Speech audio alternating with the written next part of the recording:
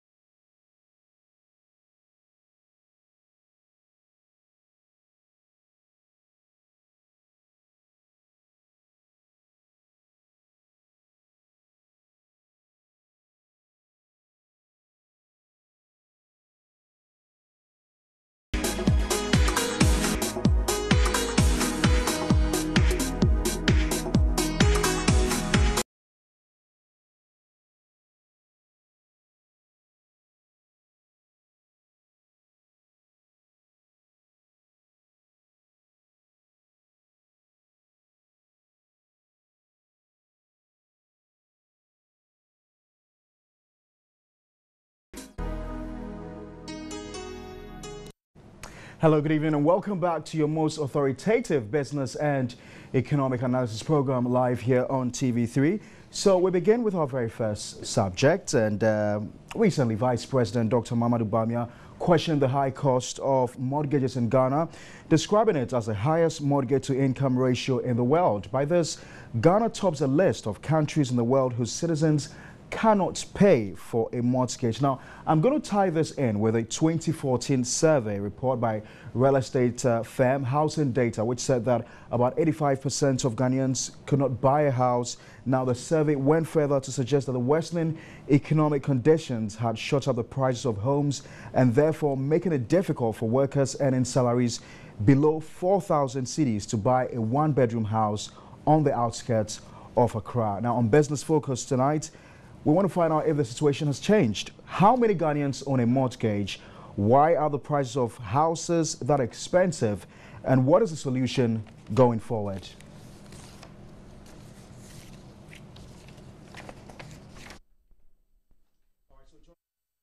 Is a former general manager in charge of mortgage and consumer banking at HFC Bank, Charles Bonsu. Thank you very much, sir, for your time, and good to have you. Thank you. I'm glad to be here. Good. So let's begin with, what is a mortgage, really?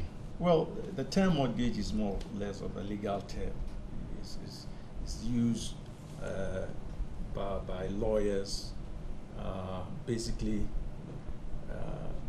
something that you use to collateralize a loan, okay, which ends up in a paper. So the paper is the mortgage, but behind it is the property that you use that property to qualify and get a loan.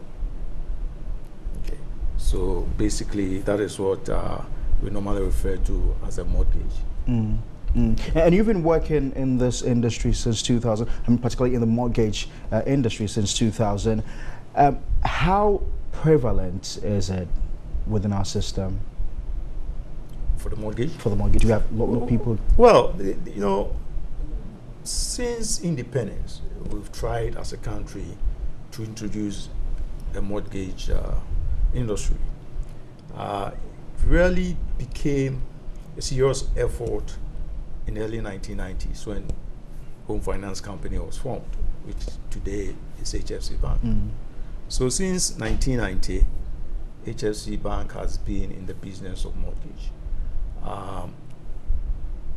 We have been able to basically provide a lot of opportunities for Ghanaians, both living here and abroad. More than 10,000 Ghanaians have been able to use HFC to own their own homes. How do you respond to the Vice President's concerns about the high cost of mortgage in the country? He says Ghana has the highest mortgage to income ratio, making Ghana,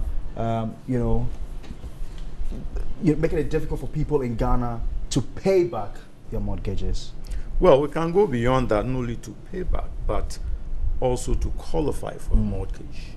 It has become so because, one, we do not have any sources of cheaper long-term funds. As a result, banks themselves fund the mortgages, and therefore the mortgages become expensive. Interest rates are high because we do not have these cheaper sources of money. In addition to that, you realize that there is no affordable supply of housing in the industry. If you put these main three factors together, you run into a situation where ordinary Ghanaians, workers, as you said, those making below 4,000 cedis a month, are priced out of the market, and therefore they cannot afford the properties that are currently in the market. Properties currently in the marketplace are being sold in foreign currency. Those that are even converted, still very high. You can get a two-bedroom anywhere from, of course, 30,000 CD equivalent of 30,000. Are these realistic prices? Some say, homes are overpriced. Well, they are realistic because it will depend on the infrastructure that is available. If you want an up-class infrastructure, then you are going to pay for it. Infrastructure alone, when you talk to the developers, is about 30 to 40% of the cost of production. And who determines the cost of the house? Well, it's a developer, the one who builds, because you have to look at all the inputs. You have to look at the fact that he has to go to a financial institution to take a loan facility to build. He buys the land. Most of the time, they buy the land 2 or 3 times, they pay for it. Then they have to bring water, electricity to the premises, and they have to pay for it. At the end of the day, they pass all of these to the customer, and therefore the prices, of course, will be higher. Now the question is, can government take one of those things? Of course, government can take infrastructure. Government can work with landowners so that the purchase of the land, system, could be cheaper. Government can bring in water. Government can help with the streets, and that, of course, will make it cheaper, and eventually, ordinary Ghanaian folks can afford to buy. Do you ever see houses in Accra getting cheaper? Price of houses? Well, not cheaper, but affordable. I think. Where affordability means what? Well, to me, affordability is a situation where every Ghanaian should not spend more than 35% of his salary on rent or a mortgage. What's the case now? Well, the case now is that your 35% will not be able to pay for a mortgage. Okay? Now, those in the high brackets, for them, they can take 40% to pay for a mortgage. You're on record to have said that less than 5% of Ghanaians own a mortgage. Now, what class, what are their class structures? Well, there's this statistics which is available where, yes, in Ghana and Africa, the problems are the same across Africa. There's about only 3 to 5% of the population own homes. In Ghana specifically, about 36 to 40% of the population earn less than $2 a day. So 36 is out. The remaining about 60%, a lot of them in the middle income bracket. Within the 60%, these are people who can afford a mortgage, provided there is something, there's a subsidies, provided government gets involved, provided public policy itself is directed to managing the housing space. And this is for the 60%? This is for the 60%. They belong to the middle income bracket? Middle income bracket. Now, they can, with a little help, afford. They can afford. At the moment? Not at the moment, but they can afford if, one, the cost of building is low. Then they can afford if we have long-term cheap source of funds, because they can borrow at 20% or below as a mortgage.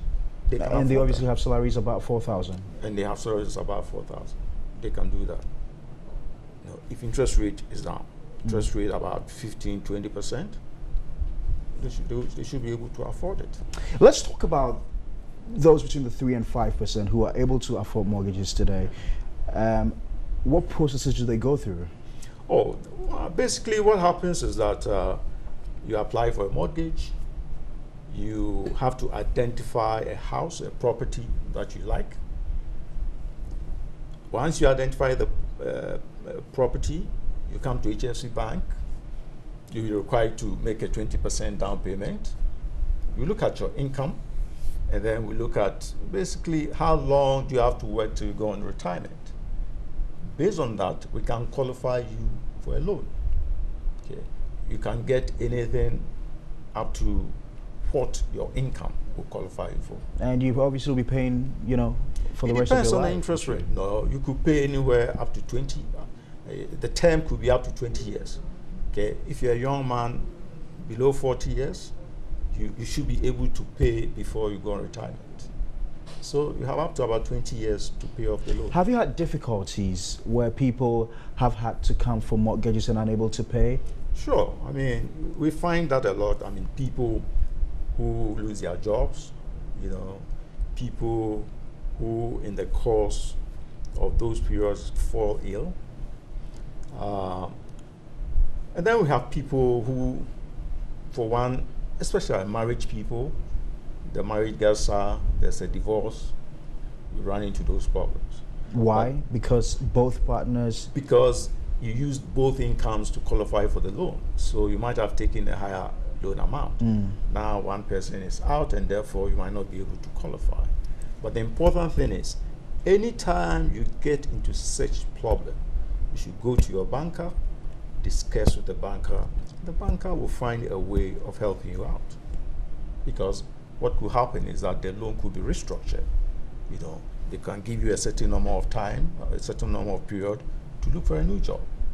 And then we can restart the whole process all over again. Have you had to repossess certain buildings? Oh, it's part of the business, you know. Although banks don't really like to repossess properties because that is not our core business. But the law allows us that if you're unable to pay for a certain number of period, we repossess your property. And yes, we do that. What do you see the future of mortgages in Ghana to be? Well, I think the future is bright because there are new ideas in the marketplace. This government is thinking of coming up with a fund. There's also the pensions fund that is available. So these two funds can make mortgages very cheap, especially the pension fund, because for those of us who contribute tier 2 and tier 3 pension funds, that money is a long-term fund. So that pool of money is available and could be used to fund mortgages. So that is one fund that is available. It doesn't cost anything. Government doesn't have to do anything. What matters is that government policy should work towards ensuring that the tier 2 and tier 3 pension funds are used to fund housing rather than to fund treasury bills. So that is available. Now government is also thinking of creating a new fund. Now there are so many ways of creating new funds. You could decide that for each bag of cement, you can tax a certain amount of money, and that money goes specifically to a housing fund. And it can be used as a facility where financial institutions will draw down on that facility. You draw down, use it, you fund, you get the money, you pay, you draw down. So that can work very well. Mr. Bonsu, I mean, we all know how important housing is, you know, for human survival. And we've talked about the difficulties, you know, low incomes for lots of people. So for people who fall outside the mortgage industry, what options are available to them? Well, I think the key thing is that I believe it's not everybody who can own a home, but everybody is entitled to shelter. Okay. So for those who cannot afford to own a home, we can help them to rent. Okay. We can really help them to rent and even rent to own. And that itself will mean that government has to have a policy where private investment can lead, you can, you know, provide some incentives for private investment to go into building, renting, and to own. We've recently heard of, or seen the launch of a new bank, that's the Bank for Construction.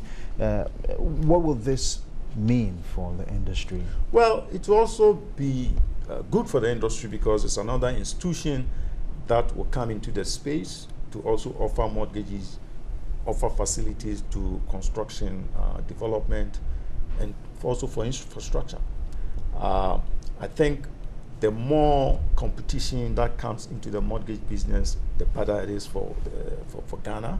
I think it's good, and the people behind it, you know, are quite capable. So I expect that the industry will be energized for us to do good business. Mr. Bonsu, I've got to say a big thank you to you. Charles Bonsu is a former general manager in charge of mortgage and consumer banking at HFC Bank, helping us to explore issues within the housing industry. It's all against the backdrop of comments coming in from the Vice President, Dr. Bawumia, questioning the high cost of mortgages in Ghana and suggesting that Ghana has the highest mortgage-to-income ratio. When we return from this break, we'll talk about government's plans to raise some $2.4 billion on the international market as part of plans to retire the legacy debt. We'll talk about that and more when we return. Actually.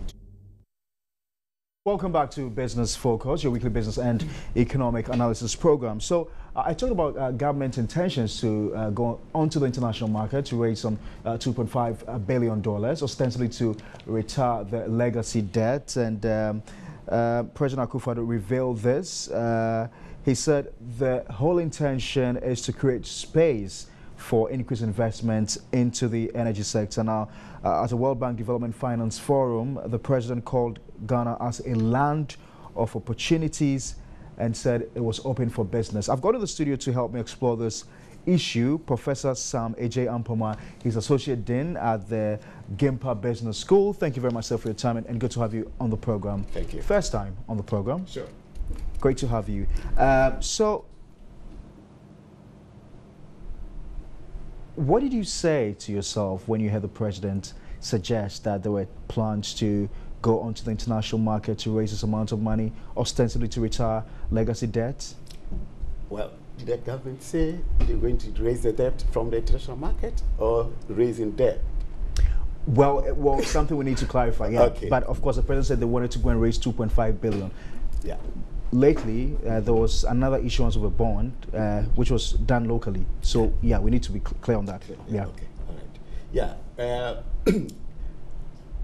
That proposal is, I think, is a very good proposal to retire all those existing debts that the energy sector is actually saddled with. And so it gives an opportunity to bring a bit of closure to all the outstanding liabilities that these local energy companies owe the financial institutions and also other service providers. Yeah. We're told the debt is somewhere around 2.5 billion. Yeah. Out of this, about $800 million is owed to local banks, and we understand the difficulties confronting the banking industry. It's obviously on the verge of collapse. The government wants to rescue these banks. How much of a lifeline will this be for the banks? Basically, if you owe a bank and you do not pay, it creates problems for the bank in terms of their capital adequacy and also even their ability to loan funds to other users. And so trying to retire these things will kind of open up the books for the banks to actually also make these funds available to other industry players that may require funding. We still do not have clarity, and I'm glad you raised that point. Do not have clarity on how government intends to raise that money, whether on the international market or locally. But we know that they intend to. Well, I think I've seen a kind of a request for proposal for the transaction advisors. Right. Okay. From the documentation, I thought they were raising a domestic bond. Okay. Yeah. Okay. So I think in Ghana there tends to be a bit of confusion actually, regarding, for example, now you tie it into the dollar equivalent. So what we saw recently was a dollar-denominated bond. Yeah, if it's a dollar-denominated bond, then that is an international bond. Okay, so to attract a dollar interest rate. Right. But if it is a CD-denominated bond, then the CD-denominated bond will attract a CD interest rate. Right. So let's say we raise, because what I've seen is that they intend to raise 10 billion Ghana cedis. Absolutely. Okay. Absolutely. Equivalent so that should be somewhere around 2.4 billion. Good. Equivalent of that 2.4 billion. Yeah. So that's going to be exactly the amount that's owed. Right. Yeah. And so in this case, they may not necessarily be issuing a dollar bond. Okay. But they are issuing a CD denominated bond. Right. Which will raise the equivalent of Of the That's 2.4 billion. Good. And dollars. sometimes people tend to confuse. They Confuse say, it, oh, government right. has raised a $2.5 billion bond. Right. But a dollar bond would mean that it is a dollar denominated bond. Right. We know that government wants to restructure the books of a lot of these utility companies, and I've been doing some bit of reading around, and they have a certain formula of raising this amount of money through a special purpose vehicle, which we were just talking about before we came on air. Yeah. Is this a way to go? Will it solve the problem? Now, the issue is, if you are raising this bond, how is the bond going to be paid for? Because raising a bond is borrowing. And so when you borrow money, you have to pay back the money. Okay, so how is government going to pay back the amount that... Well, I'd imagine that would be tied in with the energy sector levies. Yeah, that's where the energy sector levy is coming in. And so basically they're using the energy sector levy as collateral for that loan. Right. And so basically whatever amount will be assigned to that special purpose fund. Right. And then that money will be used to service the loan. Should we be interested in, you know, how much we are accruing from the energy sector levies? I've heard people raise that argument that then we need some bit of transparency in that, which we're not getting from the government. We haven't had it from the government in the past. Should we begin to demand from this government? I think so, because I read somewhere that they were trying to raise the bond over a 15-year period. And I said, okay, how much are we getting from this energy sector levy? That would enable us to service the loan. So if the amount of money that we need to pay each time, okay, to cover the loan is substantial, then we will not need a longer period of time to raise that amount to pay off the loan. Okay, so the term of the loan would also be... then you're also worried perhaps about the possible coupon rate on this bond? Coupon rates will be determined by the market. And so that will also be consistent with available bond rates that is growing now. Now, generally when government is raising funds, or if any issuer wants to raise funds through a bond issue, you would want to sense the market, how much people are prepared to loan funds and for what coupon rates. And so there will be a bit of, priming or sourcing from the most institutional investors, largely. And so, okay, hi guys, I have this issue. Would you be interested? And how much interest rate will be demanding? And if I were to issue this, how much can you take? And so depending on all that kind of responses, then that can give them a sense of where it is. Because generally, if we issue a bond, you cannot force an investor to buy. It has to be attractive. So you'd first have to identify what would be a potential rate that would be attractive for investors. Talking about attractiveness, and that's the main difficulty with the utility companies we have today, that they are unattractive, the books are unattractive, they are unable on their own to raise letters of credit to go source for their own funding. Now, with this new arrangement, is this the end of the supposed crisis in the energy sector? Well, it at least will give them a break. I can say that will be the end. It will kind of solve every problem that exists in the energy sector. But at least in trying to look at their outstanding loans that they have, liabilities to various industry players and also the banks, that would be a best way to kind of give a closure now so they can move ahead. Yeah. And in terms of restructuring these agencies, like the ECG, for instance, what possibly do you see happening? Come again? In what sense? Well, we know there's a private sector participation deal that's currently ongoing. If we're able to raise this amount of money to clear off, debts or to these, what is likely to be the way forward for the ECG? Already, ECG has a lot of outstanding debt. That does not make it attractive to any potential investor. Because once you acquire ECG, and it's all liabilities. So the first thing to do is to clear all those things, debt out of ECG's books. And then that will make ECG attractive for potential investors to also bring in money to move the company forward. So, but as it stands now, any investor that brings in money, that money can be used to service ECG's debt, and that will not be the way to go. And so the best way to go is for government now, as it stands, to clear the existing debts of all those utility companies. And then it will give an opportunity to attract new investments, knowing that those money that I'm bringing in is not going to be used to service an already existing, debt. I need to pick your thoughts on this also, especially now that government is also planning to draw a national electricity master plan to list the VRA and the Ghana Grid Company on the stock exchange. What do you make of this?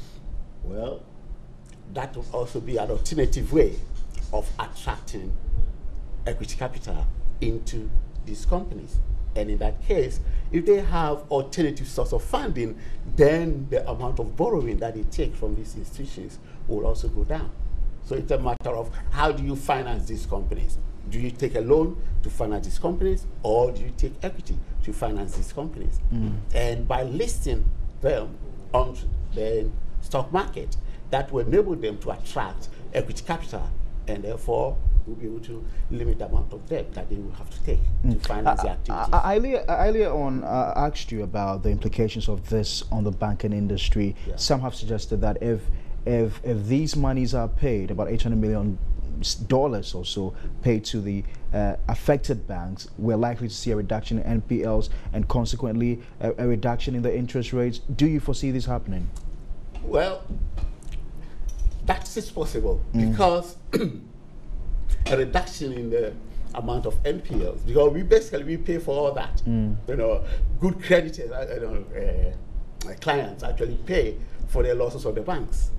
And also, if these banks are able to clear all these non-performing loans, it may not necessarily reduce interest rates that much, because interest is also tied to the amount at which the banks themselves also borrow. And so generally, if interests are going down on the market, then yes, the rate at which the banks also lend can also go down. But the payment of these outstanding debts that clears the non-performing loans can actually also reduce the cost to the banks, and therefore can lower interest. But I don't see that bringing a much significant fall in interest rate.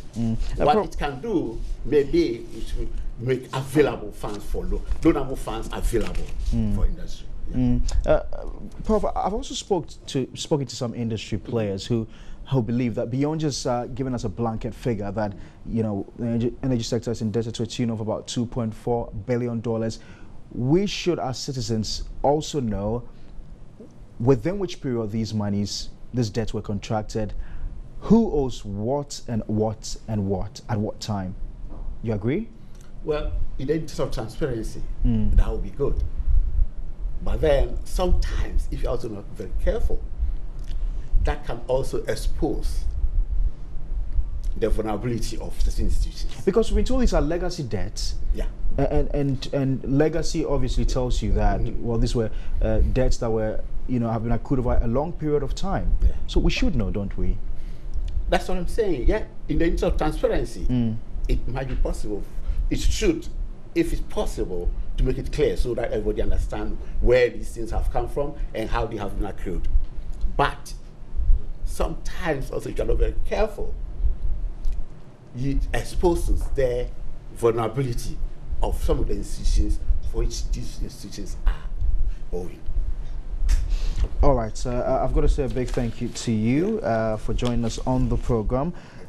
Professor Sam Agyeman-Pomaa is Associate Dean at the Ghana Institute of Management and Public Administration, helping us to look into government intentions of raising some $2.5 billion, ostensibly to retire legacy debts. This is Business Focus, your weekly business and economic analysis program live here on TV3. We'll take a short break. When we return, we'll look at happenings on the commodities market.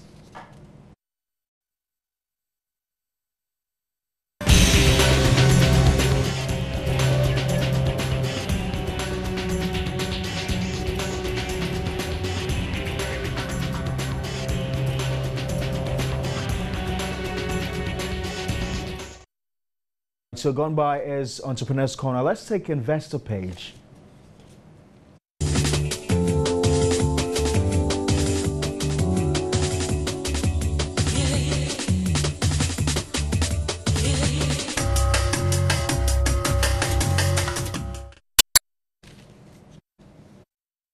All right, so that's how we conclude Business Focus this week. This has been your weekly business and economic analysis program live on TV3. Thanks for watching, and thanks to my guests as well and to my production team. My name is Pakwesi Asare. We've got News 360 coming up next. God willing, same time next week, we'll come your way with yet another edition of Business Focus.